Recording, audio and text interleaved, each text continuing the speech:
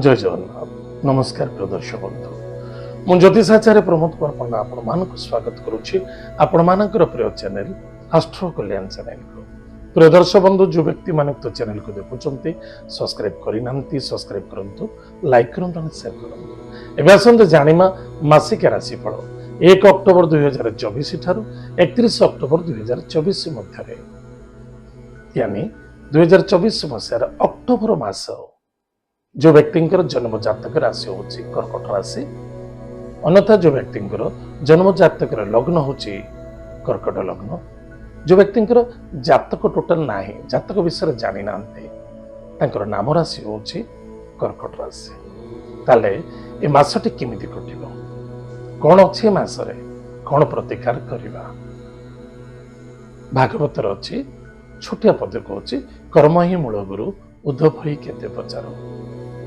जदि आम कर्म ठीक हिसाब से करवानी ताले आमको फल से हिसाब से मिलबनी जदि आम कर्म ठीक कर चलीचे जदि फल न मिलुची आशावादी हूँ आज कर्म निश्चित किछि दिन पर फल मिल निश्चित कारण बड़ दुखद घटना किछि मन किछि खराब भाविबेनी बहुत लोक जदि कह जाए स्पेसिफिक मु ओडिशा कथा कहूँ मु तो प्राय 40 वर्ष बाहर होबी सुधा जदि आपण प्रत्येक सोमवार शनिवार दिन शिव मंदिर टिके जलदान करेंगे आज्ञा उत्तर आसे केते दिन पे करेंगे महामृत्युंजय टिके मंत्र जप कर आज्ञा केते थर जपिबे आ केते दिन जपिबे आ केते दिन मत रिजल्ट मिलिबो प्रिय दर्शक बंधु बड़ा दुखद घटना मन रखिता जदि अधिक आशावाद हुई कार्य करा जाए से कार्य केबे सफलता हुए जदि आशार पूर्ण न होला बड़ दुख एवं समस्या देखा देता है बहुत व्यक्ति अच्छा विभिन्न कथा मेसेज रे लिखुचंते किंतु आपणकर धर्म आपणकर मानविकता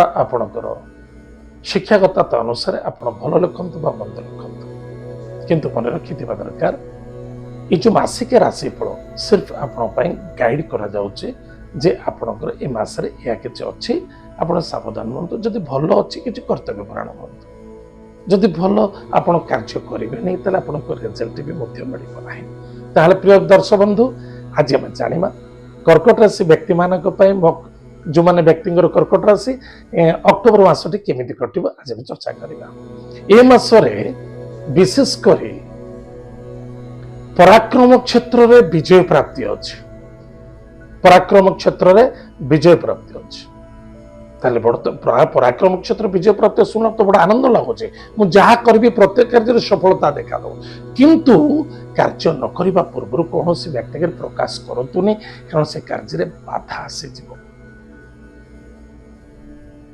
कारण राहु एवं केतुंकर दृष्टि पड़े पराक्रम क्षेत्र रे राहुंकर कुदृष्टि एवं केतु मध्य मस्तक नाई बेकठारु लांछ पर्यंत जो ग्रह ताको टच करिवो सेही ग्रहर रिजल्ट देबे ताहाले कोनोसी कार्य करिबा पूर्व कोनोसी व्यक्ति आगे कोनोसी कार्य में परिप्रकाश करंतुनी वाणी को नियंत्रण रखिबा धैर्य बहुत आवश्यकता अछि धनर आदान प्रदान पाई सावधान रहिबा बहुत आवश्यकता अछि अभावता निश्चित रूप से आपणकर पूर्ण हबो निसंदेहता काटरो किछि नैचंती काटरो किछि दउचंती आगे अपेक्षा देखिबे बहुत किछि सुधार सेत्रु मिलिबो किंतु प्रॉपर्टी जमीन जायदाद क्षेत्र रे आपणकर भाई भाई मित्रता मध्य कौन से प्रॉपर्टी रिलेटेड रे कौन से आर्गुमेंट करंतु नाही ताको सुधारिया पे चेष्टा करंतु जोटा को नखरे छंडी जीवो ताको कुराड़ी लगेबा बिल्कुल आवश्यकता नाही बहुत पुराना आपण किछि धन निवेश करिथिले से धन रे आपण किछि अधिक धन प्राप्त होबार जो धन लगेला पर किछि धन मिले से निश्चित रूप से मिलिबो एवं व्यक्तिगत अनुसार आपण को सफलता मिलिबो सम्मान मिलिबो पद पदवी मध्य मिलबार संभावना देखा दउछि जो व्यक्ति माने जॉब करबा पे बहुत कष्ट थिले पीड़ा देखा दउतला ହାରାସମେଣ୍ଟ ହେଇଯାଉଥିଲେ ସେମାନଙ୍କ ପାଇଁ ଯଥେଷ୍ଟ ଫଳପ୍ରଦ ଦେଖାଦେଉଛି। ଆପଣ ଚେଷ୍ଟା ପ୍ରତି ଚେଷ୍ଟା କରନ୍ତୁ, ନିଶ୍ଚିତ ରୂପରେ ଜବ୍ ପାଇବାର ସମ୍ଭାବନା ଦେଖାଦେଉଛି। ଯେଉଁ ବ୍ୟକ୍ତି ପାଖରେ ଜବ୍ ଅଛି କିନ୍ତୁ ବେଟର ଜବ୍ ତାଙ୍କ ପାଇଁ ଅପସନ୍ ଆସୁଛି, ବିଲକୁଲ ଆପଣ ଚେଞ୍ଜ କରିବାର ସମୟ ଅଛି, ଆପଣ ଚେଞ୍ଜ କରିପାରିବେ। କିନ୍ତୁ ଟିକେ ଭାବିଚିନ୍ତି ଚେଞ୍ଜ କରିବା ଆବଶ୍ୟକତା ଅଛି। ଧର୍ମ ବିରୁଦ୍ଧ ହୁଅନ୍ତୁନି, ଏହାଦ୍ୱାରା ଆପଣଙ୍କୁ ଅଭିଶାପ, ଦଣ୍ଡ ଏବଂ କଷ୍ଟସାଧ୍ୟ ଦେଖାଦେବ। ଗୁରୁଜନ ବ୍ୟକ୍ତିଙ୍କୁ ସମ୍ମାନ କରନ୍ତୁ, ଆଦର କରନ୍ତୁ, ଭକ୍ତି କରନ୍ତୁ, ପରିବାର ମଧ୍ୟରେ ଶ୍ରଦ୍ଧେୟ ହୁଅନ୍ତୁ, ଏକ ଅନ୍ୟ ଜଣକୁ ସହଯୋଗ କରନ୍ତୁ। ଏକ ଅନ୍ୟ ଜଣ ଭିତରେ ଶ୍ରଦ୍ଧେୟତା ହେବା ଅତ୍ୟନ୍ତ ଆବଶ୍ୟକତା ଅଛି। ବନ୍ଧୁବାନ୍ଧବ ମଧ୍ୟରେ ବିଲକୁଲ କୌଣସି ବନ୍ଧୁବାନ୍ଧବ ଭିତରେ କୌଣସି ବନ୍ଧୁଙ୍କ ଠାରୁ ଆଶା ରଖନ୍ତୁନି। ନିଜେ ଯେତିକି ପାରୁଛନ୍ତି ସେତିକି କରନ୍ତୁ। ଆଶା ରଖିବା ଯଦି କିଏ ନ କରିପାରନ୍ତି ତାହେଲେ ଆପଣ ନିଶ୍ଚିତ ରୂପରେ ଦୁଃଖୀ ଏବଂ ବନ୍ଧୁତ୍ୱତା ନଷ୍ଟ ହେବ। ବିଲକୁଲ ସାବଧାନ ରହିବା ଅତ୍ୟନ୍ତ ଆବଶ୍ୟକତା ଅଛି। କୌଣସି ଦୂରଯାତ୍ରା ଆପଣ କରିବାକୁ ଚାହୁଁଛନ୍ତି ଜବ୍ କ୍ଷେତ୍ର ପାଇଁ, ବିଲକୁଲ ସଫଳତା ହେବ। ଏକ୍ସପୋର୍ଟ ଇମ୍ପୋର୍ଟରେ ମଧ୍ୟ ସଫଳତା ହେବ। କିନ୍ତୁ ମନେ ରଖିଥାନ୍ତୁ, ଅଗ୍ନିକାଣ୍ଡ ମଧ୍ୟ ଦେଖାଦେବାର ସମ୍ଭାବନା ଦେଖାଦେଉଛି ଏବଂ ବାଧକ ମଧ୍ୟ ଦେଖାଦେଉଛି। ବାଧା ଆସିପାରେ। ଶ୍ୱଶୁରାଳୟରେ ତର୍କ ବିତର୍କ ମଧ୍ୟ ଦେଖା ଦେଇପାରେ, ଟିକେ ସାବଧାନ ରହିବେ। ବିଲକୁଲ ତର୍କ ବିତର୍କ କରିବା ଆବଶ୍ୟକତା ନାହିଁ। ଧର୍ମ କାର୍ଯ୍ୟରେ ମଧ୍ୟ ବିରୁଦ୍ଧ ଆଚରଣ ଦେଖାଦେବ। ଧର୍ମ କାର୍ଯ୍ୟରେ ଅନେକ ବାଧା ଏବଂ ବିଘ୍ନ ମଧ୍ୟ ଆସିପାରେ। ଆଗଚଲା ହୋଇ କୌଣସି କାର୍ଯ୍ୟ କରିବା ଉଚିତ ନୁହେଁ। ଓଭର କନଫିଡେନ୍ସ ରଖନ୍ତୁ ନାହିଁ। ସ୍ୱାସ୍ଥ୍ୟ ପ୍ରତି ଧ୍ୟାନ ଦିଅନ୍ତୁ।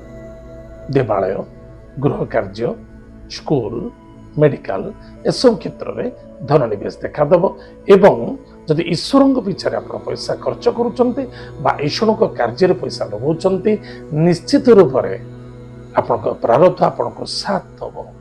ବିଲକୁଲ ସତ୍ୟ ଏବଂ ମଧ୍ୟ ଏହା ଆପଣ କରିବାର ସମ୍ଭାବନା ଦେଖା ମଧ୍ୟ ଯାଉଛି। ବିଦ୍ୟାର୍ଥୀ ବିଦ୍ୟା କ୍ଷେତ୍ରରେ ସଫଳତା ଅର୍ଜନ କରିବେ। ଲଭ୍ ମ୍ୟାଟରରେ ସଫଳତା ଦେଖାଦେବ।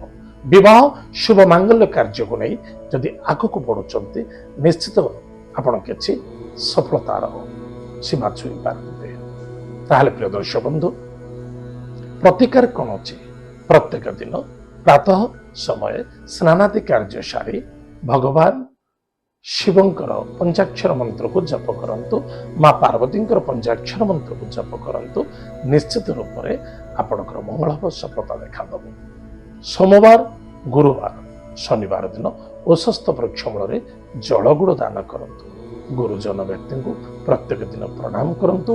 ଘରର ମୁଖ୍ୟ ଦ୍ୱାର ମୋଡ଼ ଯାଇ ଯେତେବେଳେ ଘରୁ ବାହାରକୁ ଯାଉଛନ୍ତି, ଆପଣ ଦେଖିବେ ନିଶ୍ୱାସ ଯଦି ଆପଣ ଡାହାଣ ପଟରେ ଚାଲୁଛି, ଡାହାଣ ପଟ ପାଦ ପକାଇ ଚାଲନ୍ତୁ।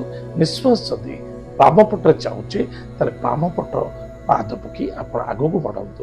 ଯଦି ଦୁଇ ପଟରେ ନିଶ୍ୱାସ ସମକକ୍ଷ ହିସାବରେ ଚାଲୁଛି, ତାହେଲେ କିଛି ବିବାଦ, କିଛି ବିପଦ ଆସିପାରେ, କିଛି ବାଧା ଆସିପାରେ। କିଛି କ୍ଷଣ ପରେ ବସିଯାଆନ୍ତୁ, ତାପରେ ଆପଣ ଯାତ୍ରା କରନ୍ତୁ।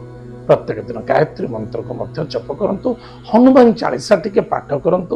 ନିଶ୍ଚିତ ରୂପରେ ଆପଣଙ୍କର ମଙ୍ଗଳ ହେବ, ସଫଳତା ମଧ୍ୟ ଦେଖାଦେବ। ପ୍ରିୟ ଦର୍ଶକ ବନ୍ଧୁ, ଏତ ଥିଲା କର୍କଟ ରାଶି ବ୍ୟକ୍ତିମାନଙ୍କ ପାଇଁ ଅକ୍ଟୋବର ମାସଟି କ'ଣ ଘଟିବ, କ'ଣ ଅଛି, କ'ଣ ସାବଧାନ ରହିବା, କ'ଣ ପ୍ରତିକାର କରିବା। ଆଜି ତ ସମୟ ଯାଇଛି। ଆମର କାର୍ଯ୍ୟକ୍ରମକୁ ଆମେ ଏଇଠି ରଖୁଛୁ। ପୁଣି ଦେଖା ଭାଗ୍ୟ ଠାରେ। ଜୟ ଜଗନ୍ନାଥ। ନମସ୍କାର।